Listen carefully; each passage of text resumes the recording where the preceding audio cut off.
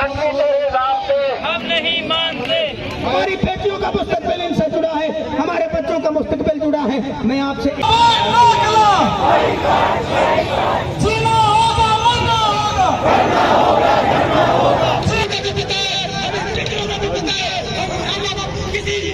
हमारा अगीगा के प्लेटफार्म से भावल नगर के अंदर सर ये सिर्फ तालीमी अदारों में एहतजाज नहीं हो रहा कि जितने क्लर्क्स हैं, इरिगेशन का डिपार्टमेंट है या जहाँ पे भी एम्प्लॉइज हैं, सब अफसोस है हाकिम वक्त तेरे हर किरदार पे थू कि ये कहाँ का इंसाफ है?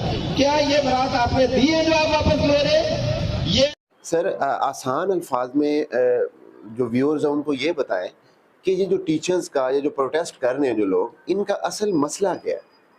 असल मसला जो पंजाब गवर्नमेंट की मुलाजम कुछ पॉलिसियाँ हैं जिनमें सरफहरिस्त लिव इन कैशमेंट है, पेंशन है, ग्रेजुएटी है और इदारों की प्राइवेटाइजेशन है। इसके साथ साथ 14,000 के करीब लगभग हमारे एसएससीज और एयूज़ हैं जिनकी रेगुलाइजेशन का मसला ज़ेर इल्तवा है। इसके साथ साथ 1 लाख से ज़ायद जो एजुकेटर्स हैं उनकी पे एंड सर्विस प्रोटेक्शन का इशू है।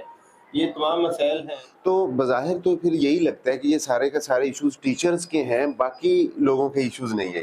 ये बिल्कुल बज़ाहिर इसीलिए ही हर बंदा कह रहा है। उसकी सबसे बड़ी वजह ये है कि पाकिस्तान आर्मी के बाद जो सबसे बड़ा डिपार्टमेंट है वो एजुकेशन का है। असातिज़ा की तादाद इतनी ज़्यादा है कि वो बहुत ज़्यादा है बाकी मुलाजमीन की निस्बत। इसमें बाकी मुलाजमीन भी शामिल हैं लेकिन उनकी तादाद बहुत कम है, इसलिए वो सिर्फ असातिज़ा का मसला नज़र आ रहा है। और अगली बात ये है कि किसी भी माशरे के अंदर जो सबसे बेहतर नॉलेज रखने वाले लोग होते हैं और हुकूमत की मौजूदा पॉलिसियों पे नज़र रखने वाले लोग होते हैं, वो यही पढ़े लिखे तबके के लोग होते हैं। स्पेशली जो एजुकेशन के अंदर असातिज़ा है और असातिज़ा की यूनियन के नुमाइंदगान है, वो हुकूमत की ऐसी तमाम जो एक्टिविटीज़ होती है उन पे नज़र रखते हैं। और साफ ज़ाहिर है एक आम बंदा जो घर में बैठा है उसका इतना राब्ता साजी नहीं होती है, वो इन चीज़ों को नहीं देखता, इसलिए असातिज़ा ज़्यादा बेलवेर हैं और वो ज़्यादा ओवरऑल जो आने वाले असरात हैं मुलाजमीन, तमाम मुलाजमीन पर आने वाले हैं और जो आम शहरी तक जो इसका असर पहुँचता है। जैसे अगर इदारों की प्राइवेटाइजेशन होती है तो गवर्नमेंट जो है ये अरबों रुपए की जायदाद है एक इदारा। अच्छा, एसएससीज और एयूज ये तकरीबन पिछले मेरे ख्याल में 8-10 साल से ये कोशिश कर रहे हैं रेगुलराइजेशन की। क्या इनके जो कॉन्ट्रैक्ट है उसमें ये लिखा हुआ है कि इनको रेगुलर कर दिया जाएगा? क्योंकि गवर्नमेंट का मानना ये है कि ये एक मतलब डिफरेंट तरीके से इनको अपॉइंट किया गया, इसलिए इनका हक ही नहीं बनता कि ये रेगुलर हो। असल बात ये है कि जो गवर्नमेंट है ना और गवर्नमेंट के नुमाइंदे हैं जो पॉलिसियाँ बनाने वाले हैं, वो अलमिया ये है कि अनपढ़ लोग हैं बेसिकली। उसकी मैं डिफाइन करता हूँ कि देखें, एक डेली वेजेस पे एम्प्लॉई रखा जाता है ना, तो उसके लिए पॉलिसी मुरतब की जाती है, रिक्रूटमेंट पॉलिसी होती है। उस पॉलिसी के अंदर उसकी each and everything right mention की जाती है। उसकी तालीम कितनी होनी चाहिए, उसकी एज कितनी होनी चाहिए, उसको सैलरी कितनी मिलेगी, एक लंबी चौड़ी जो फहरिस्त होती है टीओआरस की वो तय होती है। अब देखें दूसरी तरफ आप एसएससी और एयूज़ की जो रेगुलाइजेशन है ये 2014 में इनका इश्तिहार दिया गया। उस वक्त गवर्नमेंट ने उस रेगुलाइजेशन एक्ट के तहत इनको भर्ती किया और उस एक्ट के मुताबिक हर 3 साल के बाद जो एम्प्लॉई कॉन्ट्रैक्ट पे भर्ती होता है वो रेगुलर होना है। इन्होंने बाकायदा तौर पे एनटीएस टेस्ट लिया इन तमाम एम्प्लॉइज का। जिन लोगों ने टेस्ट क्वालिफाई किया उन लोगों की फिर एक लिस्ट हुई, स्क्रूटनी हुई और उसमें जो टॉप मेरिट से वो लोग रिक्रूट किए।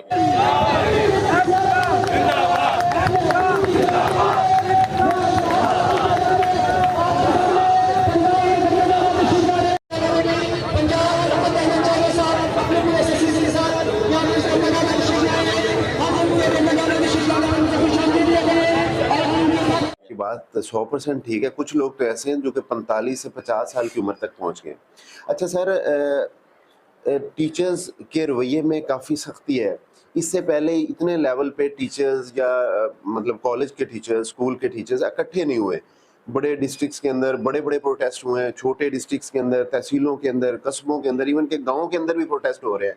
इतने बड़े लेवल पे ये एहतजाज चल रहा है। देखें सर, ये एहतजाज इस वजह से ज़्यादा फैल चुका है, ये गवर्नमेंट ने खुद इसको फैलाया है।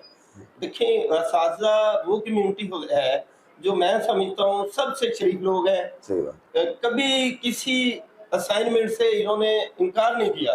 गवर्नमेंट की जो असाइनमेंट दीगर तमाम डिपार्टमेंट जवाब दे जाते हैं, ये असातिज़ा के ऊपर वो मुसलत कर देते हैं और असातिज़ा फिर भी कहते हैं चलें कोई बात नहीं, हमारी गवर्नमेंट है, हम इसका साथ देंगे, हम काम करेंगे। इनको दिन रात करना पड़ता है काम, चाहे वो मरदमशुमारी की ड्यूटी हो, चाहे वो वोटर लिस्ट का काम हो, चाहे वो इलेक्शन का काम हो। कोई भी ड्यूटी जो कोई डिपार्टमेंट अदा नहीं करता, सब रिफ्यूज कर देते हैं, वो असातिज़ा हमारे करने को तैयार होते हैं। अब दूसरी तरफ क्या हुआ, इन असातिज़ा ने कोई नई इमारत नहीं मांगी। देखें, बाकी डिपार्टमेंट्स के लोग जो होते हैं वो रिटायर होते हैं, ऑफिसर्स रिटायर्ड होते हैं, उनको जो है मुख्तलिफ प्लाट्स दिए जाते हैं, स्कीमें दी जाती हैं, मुलाजमीन दिए जाते हैं, रहते दी जाती हैं। हमारा 20वें तक का जो ऑफिसर है उसको कोई प्लाट नहीं वो मांग रहा, वो रिटायरमेंट पे कोई ऐसी इमारत नहीं मांग रहा। अब इन्होंने गवर्नमेंट ने जो कट लगा दिया ग्रेजुएटी पे, पेंशन पे और लीव इनकैशमेंट पे।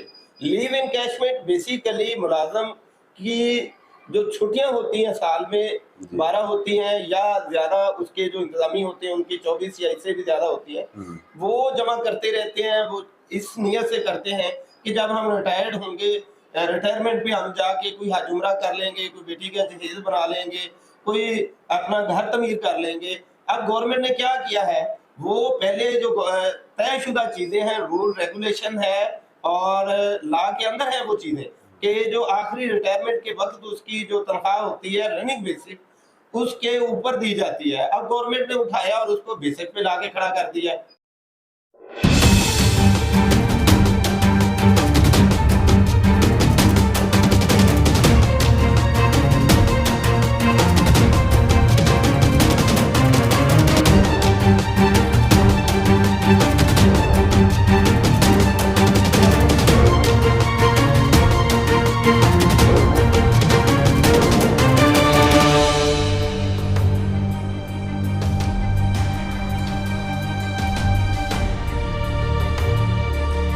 सर, ये सिर्फ तालीमी इदारों में एहतजाज नहीं हो रहा, कि जितने क्लर्क्स हैं, इरिगेशन का डिपार्टमेंट है या जहाँ पे भी एम्प्लॉइज़ हैं, सब एहतजाज कर रहे हैं, अपने हक़ के लिए उठे हैं।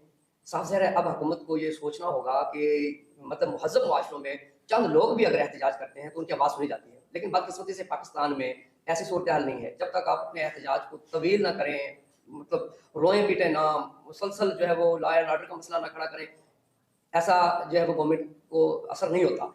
लेकिन आप देखते हैं कि हमारे जो कम्युनिटी है, पढ़े लिखे लोग हैं, बड़े महज़ब अंदाज में, जैसे भावनगर में हम पार्क के अंदर बैठ के मुख्तलिफ किसी भी जगह पे बैठ के एहतजाज कर रहे हैं, तो लेकिन हुकूमत को लगता नहीं है कि इसका असर हो। लेकिन अदम तशद्दुद की पॉलिसी जो है वो बाज़ बात कामयाब भी होती है। हमें उम्मीद है कि हमारा ये एहतजाज उस वक्त तक जारी रहेगा जब तक हुकूमत जो है वो इस पे जो है वो फैसला नहीं करती और ये जो जितने ज़ालिमाना इक़दामात इसको वापस नहीं लेती। पूरे पंजाब में एहतजाज का सिलसिला ये जारी रहेगा। बिस्मिल्लाहिर्रहमानिर्रहीम। आज हमारा अगीगा के प्लेटफार्म से भावनगर के अंदर ये 7वें रोज़ का प्रोटेस्ट चल रहा है।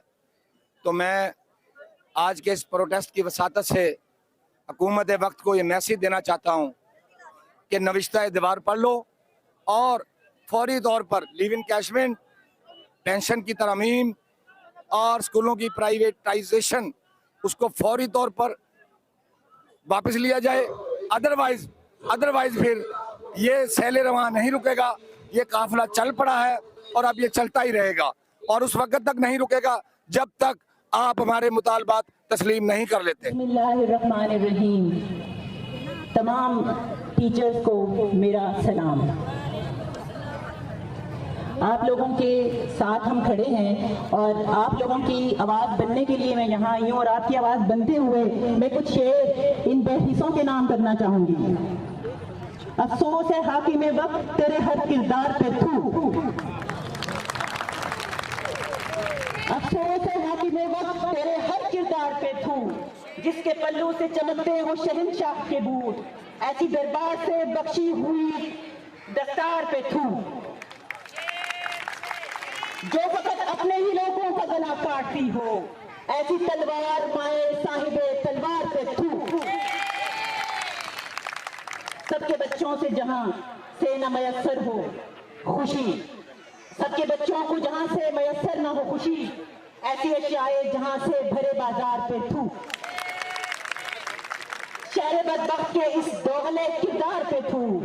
रोजे अव्वल से रोज के जोर के सामने कमजोर और कमजोर पे जोर के सामने कमजोर तो कमजोर पे जोर, आदिले शहर तेरे अभी के मयार पे थू।